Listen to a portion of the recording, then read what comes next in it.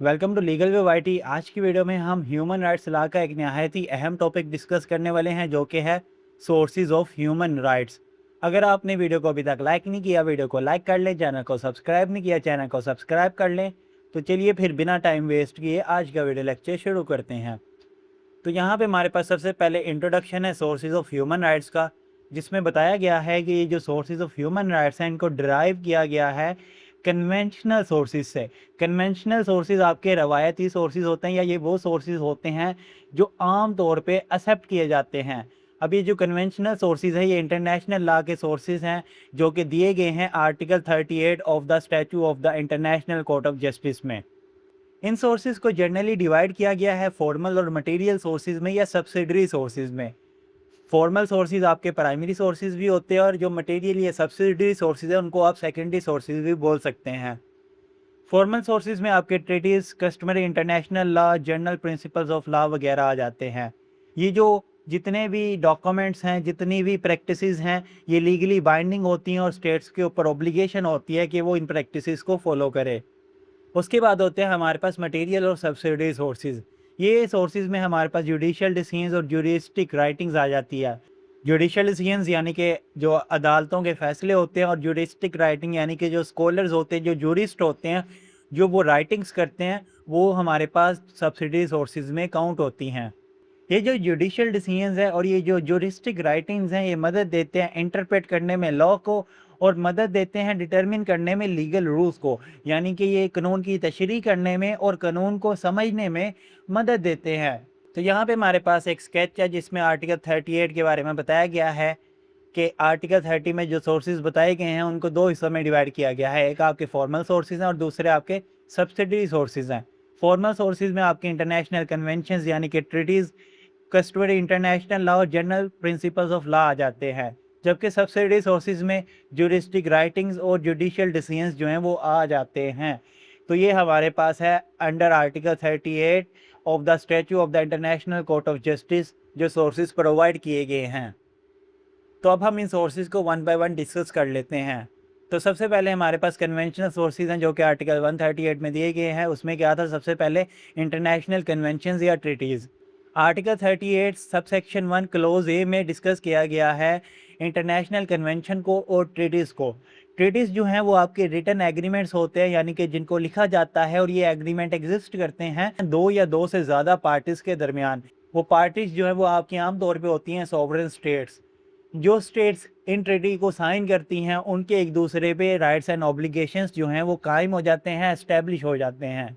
जैसे कि ट्रीटीज की जो नेचर है वो कॉन्ट्रेक्चुअल नेचर है, तो इसीलिए इसमें आपके पैक्स, कोविनेंट्स, चार्टर्स, कन्वेंशंस, एग्रीमेंट्स और मेमोरेंडम ऑफ अंडरस्टैंडिंग, ये तमाम लीगल इंस्ट्रूमेंट्स भी आ जाते हैं आपके ट्रीटीज़ में। इसके अलावा अगर और कोई इंटरनेशनल लेवल पे इंस्ट्रूमेंट एग्जिस्ट करता है वो भी आपका फॉल करेगा इंटरनेशनल ट्रीटीज़ या इंटरनेशनल कन्वेंशन की कैटेगरी में। ये जो आईसीजे है यानी कि इंटरनेशनल कोर्ट ऑफ जस्टिस है, वो इन ट्रीटीज़ को अप्लाई कर सकता है जब भी कोई स्टेट के दरमियान डिस्प्यूट आता है। लेकिन याद रहे कि ट्रीटी वही अप्लाई किया जाएगा जो कि उन स्टेट पार्टीज़ ने रिकॉग्नाइज किया हुआ है जिनके दरमियान डिस्प्यूट है। उसके बाद है हमारे पास टाइप ऑफ ट्रीटीज़, यानी कि किस किस्म के आपके ट्रीटीज़ होते हैं। सबसे पहले लॉ मेकिंग ट्रीटीज़, इनको मल्टीलैटरल ट्रीटीज़ भी बोला जाता है। ये एग्जिस्ट करते हैं लार्ज नंबर ऑफ स्टेट्स के दरमियान, और ये general rules of international law बताते हैं। यानी कि जो आपके मल्टीलैटरल ट्रीटीज़ हैं इसमें जो है काफ़ी ज़्यादा स्टेट्स जो हैं वो इन्वॉल्व होते हैं, और जब ज़्यादा स्टेट इन्वॉल्व होते हैं तो उसके थ्रू आपका एक general rule of international law जो है वो बन जाता है। इस किस्म के ट्रीटीज़ को डायरेक्टली रिकॉग्नाइज किया गया है as a source of international law और as a source of human rights law. अब आप इसमें एग्जांपल ले लें, यूनाइटेड नेशन का चार्टर है, Vienna convention on the law of treaties है। तो इस किस्म के जितने भी ट्रीटीज़ हैं वो आपके आते हैं लॉ मेकिंग ट्रीटीज़ में। उसके बाद है हमारे पास दूसरे किस्म का ट्रीटी जो कि है ट्रीटी कॉन्ट्रैक्ट्स, यानी कि बायलैटरल ट्रीटीज़। बाय का मतलब होता है टू। बायलैटरल ट्रीटी का फिर मतलब हुआ कि ऐसे ट्रीटीज़ जो कि किसी दो पार्टीज़ के दरमियान हैं। तो जो भी ट्रीटी जो है किसी दो स्टेट्स या दो पार्टीज़ के दरमियान होगा उसको क्या बोलेंगे, बायलैटरल ट्रीटी। ये जो ट्रीटी है ये सिर्फ उन्हीं स्टेट्स के दरमियान राइट्स एंड ऑब्लिगेशन क्रिएट करता है जो ट्रीटी की एक कॉन्ट्रैक्टिंग पार्टी है या कॉन्ट्रैक्टिंग स्टेट है।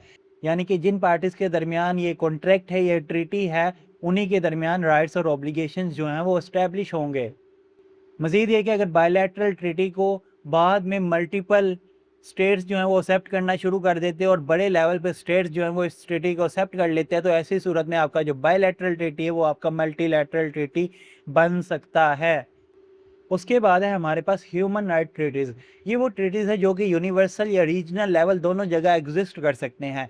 यूनिवर्सल लेवल यानी कि कोई ऐसा ट्रीटी जो कि पूरे यूनिवर्स में, पूरे दुनिया में जो है वो ट्रीटी एग्जिस्ट करता है और उसमें जो है मल्टीपल स्टेट्स जो है वो पार्टीज़ हैं। और रीजनल लेवल पे अगर कोई ट्रीटी आपका इलाकाई सतह पे या रीजनल लेवल पे एग्जिस्ट करता है तो उसको आप रीजनल लेवल का ह्यूमन राइट ट्रीटी बोल सकते हैं। ये जो इंटरनेशनल ह्यूमन राइट ट्रीटीज़ हैं, ये जो international bill of human rights हैं, उसमें आपको ये जो है फॉलोइंग डॉक्यूमेंट्स देखने को मिलेंगे। International bill of human rights में आपको सबसे पहले universal declaration of human rights देखने को मिलेगा। ये वो डॉक्यूमेंट है जो कि नहायत ही अहम है ह्यूमन राइट्स के हवाले से। इसके बाद international covenant on economic, social and cultural rights देखने को मिलेगा। फिर international covenant on civil and political rights देखने को मिलेगा और इसके अलावा जो 2 प्रोटोकॉल हैं आईसीसीपीआर के, वो आपको international bill of human rights में देखने को मिलेंगे। ये वो तमाम लीगल डॉक्यूमेंट्स हैं जो कि ह्यूमन राइट्स के मतलब इंटरनेशनल लेवल पे बहुत ज़्यादा इंपॉर्टेंस और सिग्निफिकेंस रखते हैं। अगर आप इन टॉपिक्स पे वीडियो लेक्चर देखना चाहते हैं तो आप मेरा चैनल विजिट कर सकते हैं। मैं ऑलरेडी इन टॉपिक्स पे वीडियो बना चुका हूँ। ये जो आपका आईसीईएससीआर है या आईसीसीपीआर है, ये जो है principal international human rights instrument है। यानी कि ये जो आपका ये वाला डॉक्यूमेंट दूसरा और तीसरा जो है ये आपके क्या है, principal international human rights instrument हैं। ये उनकी शॉर्ट फॉर्म लिखी हुई है। उसके बाद हमारे पास अगला सोर्स है अंडर द आर्टिकल 38, वो है international customary law. Article 38 subsection 1 clause B में इंटरनेशनल कस्टमरी लॉ को रिकॉग्नाइज किया गया है as an evidence of a general practice accepted as law. यानी कि ये एक ऐसी जर्नल प्रैक्टिस का एविडेंस है जिसको लॉ की तरह ही ट्रीट किया जाता है, लॉ की तरह ही समझा जाता है। ये one of the oldest source है इंटरनेशनल लॉ का और ह्यूमन राइट्स लॉ का। मज़ीद ये कि ये ट्रेडिस जो हैं ये एक मॉडर्न इंटरनेशनल लॉ की फॉर्म है। इससे पहले जो है वो कस्टम ही फॉलो होते थे एज अ इंटरनेशनल लॉ। बहुत से मॉडर्न ट्रेडिस जो है वो इन्वॉल्व हुए हैं इन्हीं कस्टमरी प्रैक्टिसेस की बुनियाद पे। यानी कि जो कस्टम्स एक लंबे अरसे से चलते आ रहे थे, उन्हीं की बेस पे आज बहुत से मॉडर्न ट्रेडिस जो हैं वो फॉर्म हो चुके हैं। उसके बाद हमारे पास इंटरनेशनल कोर्ट ऑफ जस्टिस का असाइलम केस है जिसमें बताया गया है कस्टम एक ऐसा कांस्टेंट एंड यूनिफॉर्म यूजेज है जिसको लोगों की तरफ से एक्सेप्ट किया जाता है। कांस्टेंट होता है यानी कि एक ऐसा कस्टम, एक ऐसी प्रैक्टिस जो कि एक लंबे अरसे से फॉलो हो रही हो। यूनिफॉर्म होता है एक ही तरीके से फॉलो हो रही हो। यानी कि एक ऐसी प्रैक्टिस, एक ऐसा यूजेज जो कि एक लंबे अरसे से एक ही तरीके से फॉलो होता आ रहा हो और वो बिल्कुल लॉ के मुताबिक हो, लॉ से एक्सेप्ट करता हो, तो वो आपका बन जाएगा कस्टम। उसके बाद हम कंपैरिजन देख लेते हैं कस्टम और यूजेज का। कस्टम जो है वो लीगली बाइंडिंग होता है तमाम स्टेट्स पे, जबकि यूजेज जो है उसको पार्टीज कर्टेसी के लिए फॉलो करती हैं या अपनी कन्वीनियंस के लिए फॉलो करती हैं। कस्टम जो है वो लीगल ऑब्लिगेशंस क्रिएट करता है स्टेट्स के दरमियान, जबकि यूजेज में कोई भी लीगल ऑब्लिगेशन जो है वो क्रिएट नहीं होती। कस्टम को अगर कोई वायलेट करता है तो हो सकता है उसे कोई उसके लीगल कॉन्सिक्वेंसेस देखने को मिल जाएं, जबकि यूजेज को फॉलो करना ज़रूरी नहीं है। अगर कोई इसको नहीं भी फॉलो करता तो उसे किसी किस्म के लीगल कॉन्सिक्वेंसेस नहीं देखने को मिलेंगे। कस्टम में आपको ओपिनियन जूरिस भी देखने को मिल जाता है, यानी कि एक ऐसा बिलीफ जो कि स्टेट या पार्टी समझती हैं कि उनको फॉलो करना चाहिए लीगली तौर पे, तो ऐसा बिलीफ भी आपका कस्टम में आ जाता है। जबकि यूजेज में आम तौर पे आपकी जो हैबिट्स होती है, जो सोशल प्रैक्टिसेस होती हैं, वो चीज़ें आ जाती हैं। कस्टम में आप एग्जांपल ले लें, प्रोहिबिशन ऑफ जेनोसाइड है, यानी कि नस्ल खुशी करना जो है वो मना है और ये एक कस्टमरी रूल बन चुका है, एक कस्टमरी प्रैक्टिस है जो कि तमाम स्टेट्स पे जो बाइंडिंग है। यानी कि आप किसी की नस्ल खुशी नहीं कर सकते, किसी की नस्ल को ख़त्म नहीं कर सकते। जबकि आप यूजेज में एग्जांपल ले लें, exchange of ceremonial gifts during state visits, यानी कि वो गिफ्ट्स जो कि एक्सचेंज होते हैं जब भी किसी एक स्टेट के नुमाइंदे किसी दूसरी स्टेट में जाते हैं। तो वो जो उन्होंने एक दूसरे को गिफ्ट दिए, वो लीगली तौर पे तो बाइंडिंग नहीं है एक दूसरे को गिफ्ट दें। अगर वो नहीं भी देंगे, फेलियर हो जाता है गिफ्ट्स एक्सचेंज करने में, तो उनको कोई भी लीगल कॉन्सिक्वेंस या लीगल सैंक्शन वगैरह उस पे नहीं देखने को मिलेगी। जिस स्टेट ने किसी दूसरी स्टेट को गिफ्ट देना है उसने अपनी मर्ज़ी से देना, और ये वैसे एक रस्म बन चुकी है, एक यूसेज आज के दौर में बन चुका है। जब भी एक स्टेट का कोई सीनियर मिनिस्टर जो है वो किसी दूसरी स्टेट में जाता है, तो उधर वो जाके गिफ्ट्स वगैरह देता है। तो इस किस्म की जितनी भी प्रैक्टिसेज़ हैं जहाँ पे आपको लीगल कंसिक्वेंसेस नहीं देखने को मिलते, लेकिन वो प्रैक्टिस प्रिवेल करती है, प्रैक्टिस एग्ज़िस्ट करती है, तो वो किस में आएगा? यूसेज में आएगा। उसके बाद हमारे पास निकारागुआ केस है। इसमें क्या हुआ था, इंटरनेशनल कोर्ट ऑफ जस्टिस ने इस केस में बताया था कि जब यूसेज में ओपिनियो जूरिस आ जाएगा, तो वो क्या बन जाएगा? इंटरनेशनली कस्टमरी लॉ बन जाएगा। ओपिनियन जूरिस क्या है? एक ऐसा बिलीफ है, एक ऐसी प्रैक्टिस है जो कि स्टेट के नज़दीक उसको फॉलो करनी चाहिए लीगली तौर पे। तो वो चीज़ जब यूसेज में आ जाएगी तो वो क्या बन जाएगा? कस्टमरी इंटरनेशनल लॉ बन जाएगा। उसके अलावा हमारे पास कुछ requirements international court of justice ने सेट की थी नॉर्थ सी कॉन्टिनेंटल शेल्फ केसेस में, कि क्या रिक्वायरमेंट्स होनी चाहिए एक कस्टम के लिए। सबसे पहले uniformity and consistency of practice, यानी कि का कस्टम होगा वो यूनिफॉर्म होगा, एक ही तरीके से फॉलो होता आ रहा होगा और एक लंबे अरसे तक फॉलो होगा, कंसिस्टेंटली फॉलो होगा। ऐसा नहीं होगा 4 साल फॉलो हुआ, 2 साल फॉलो नहीं हुआ, 6 साल फॉलो हुआ, 8 साल फॉलो ही नहीं हुआ, यानी कि कंसिस्टेंटली फॉलो होगा, यानी उसके बीच में कोई टाइम गैप वगैरह नहीं होगा। उसके बाद है जनरलिटी ऑफ प्रैक्टिस, यानी कि जो कस्टम है उसको एक्सेप्ट किया जाएगा एक बड़ी तादाद में स्टेट्स की तरफ से, और कौन सी स्टेट्स जो उस कस्टम से अफेक्ट हो रही हैं। उसके बाद है long duration with wide acceptance, यानी कि ये जो आपका कस्टम है एक लंबे अरसे से चल रहा होगा, इसका लॉन्ग ड्यूरेशन होगा, आल दो ये कोई एशिएंट यूजेज ना हो, बल्कि एक ऐसी प्रैक्टिस भी हो सकती है जो कि दिन ब दिन स्टेट्स जो है वो फॉलो कर रही हैं, दिन ब दिन स्टेट्स जो है वो एक्सेप्ट कर रही हैं। तो ये भी एक कस्टम के लिए रिक्वायरमेंट है कि वो जो है long duration with wide acceptance के रूल को फॉलो करेगा। उसके बाद ओपिनियन जूरिस, स्टेट जो है वो उस कस्टम को रिकॉग्नाइज करेगा, एक्सेप्ट करेगा एक ऐसी प्रैक्टिस के तौर पे जो कि उस पर लीगली तौर पे बाइंड है। तो ये 4 प्रिंसिपल्स हैं, ये 4 रिक्वायरमेंट्स हैं जो कि हमें इंटरनेशनल कोर्ट ऑफ जस्टिस की तरफ से दी गई है एक कस्टम को आइडेंटिफाई करने के लिए, एक कस्टम को एस्टैब्लिश करने के लिए।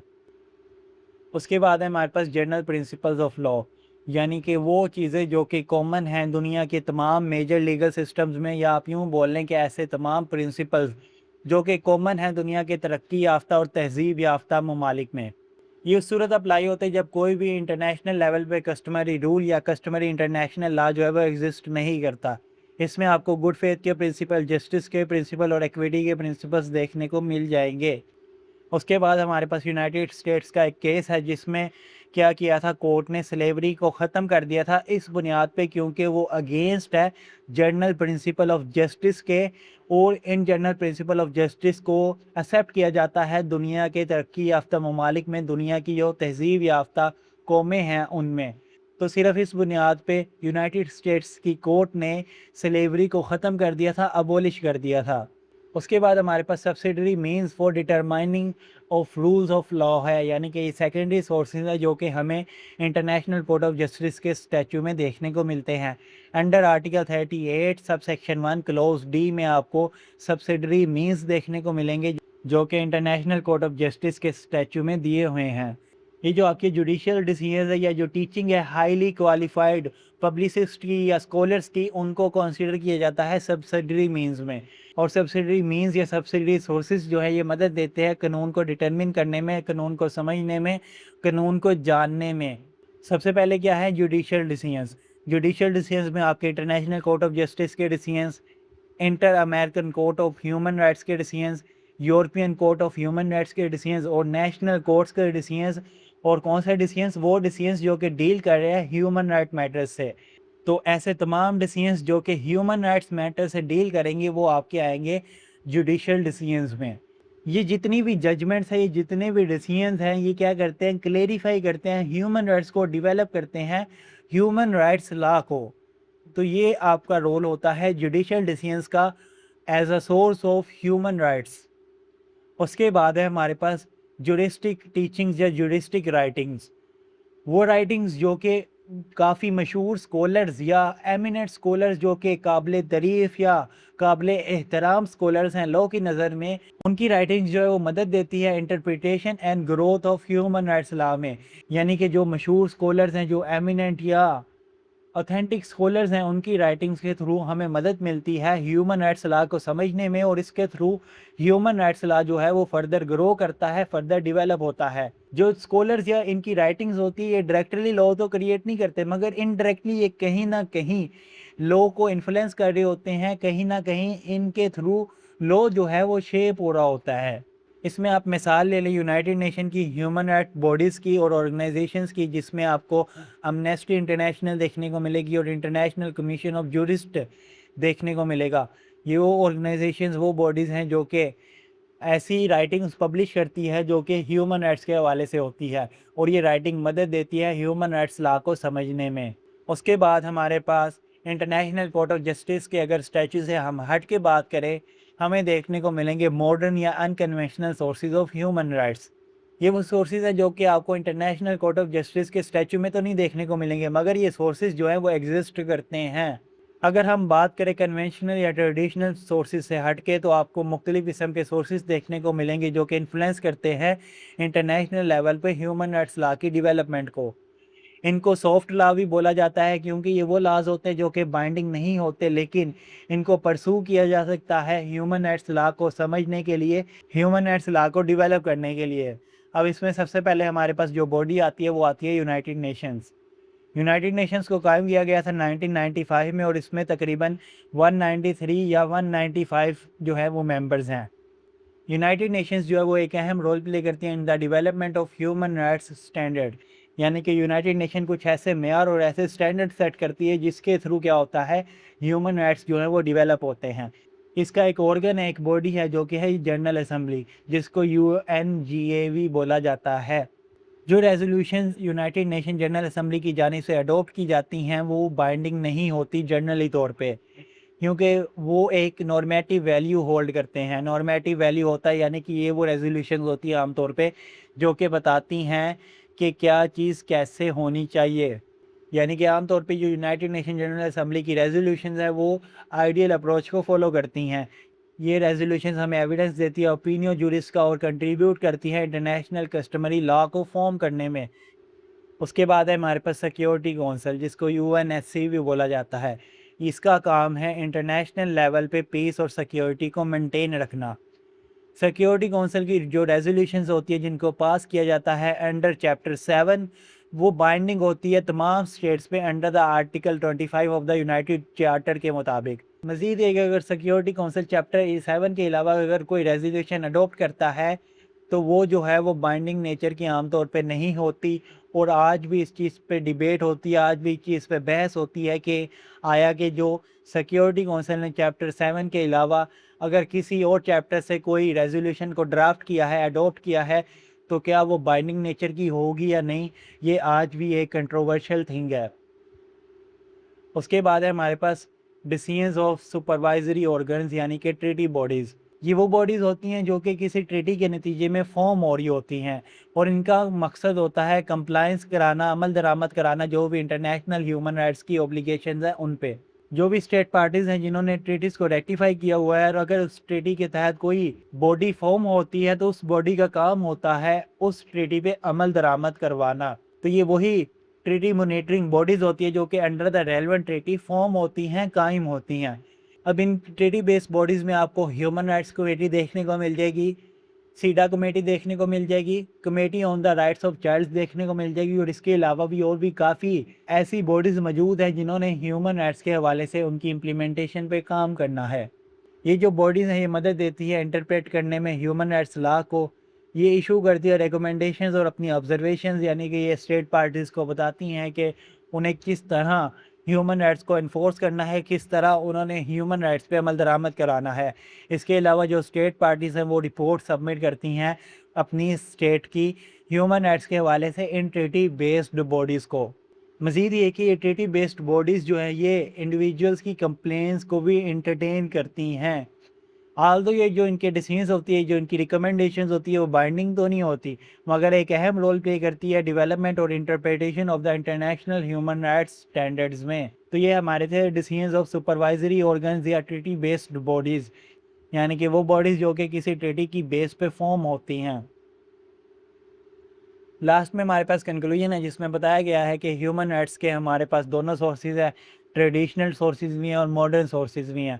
ट्रेडिशनल सोर्सेज में हमारे पास ट्रीटीज, कस्टमरी, इंटरनेशनल लॉ और जनरल प्रिंसिपल्स ऑफ लॉ आ जाते हैं, जबकि मॉडर्न सोर्सेज में यूएन कन्वेंशन, ट्रीटी, बॉडीज़ के डिसीजंस आ जाते हैं। ये जो आपके ट्रेडिशनल और मॉडर्न सोर्सेज है ये कायम करते हैं, इसके अलावा तशरीह करते हैं और मजबूत करते हैं इंटरनेशनल फ्रेमवर्क को, जो कि मददगार साबित होता है प्रोटेक्शन और प्रमोशन ऑफ ह्यूमन राइट्स के हवाले से पूरी दुनिया में। तो आज की वीडियो लेक्चर को मैं यहीं पे ख़त्म करता हूँ। तो होप सो आपको ह्यूमन राइट्स लॉ के सोर्सेज समझ आ गए होंगे। अगर आपको वीडियो में कहीं भी कुछ भी समझ नहीं लगती तो आप मेरे से नीचे कमेंट सेक्शन में पूछ सकते हैं। जाने से पहले वीडियो को लाइक कर दें, चैनल को सब्सक्राइब कर दें। तो मैं मिलता हूँ आपको एक नई वीडियो के साथ, तब तक के लिए अल्लाह हाफिज़।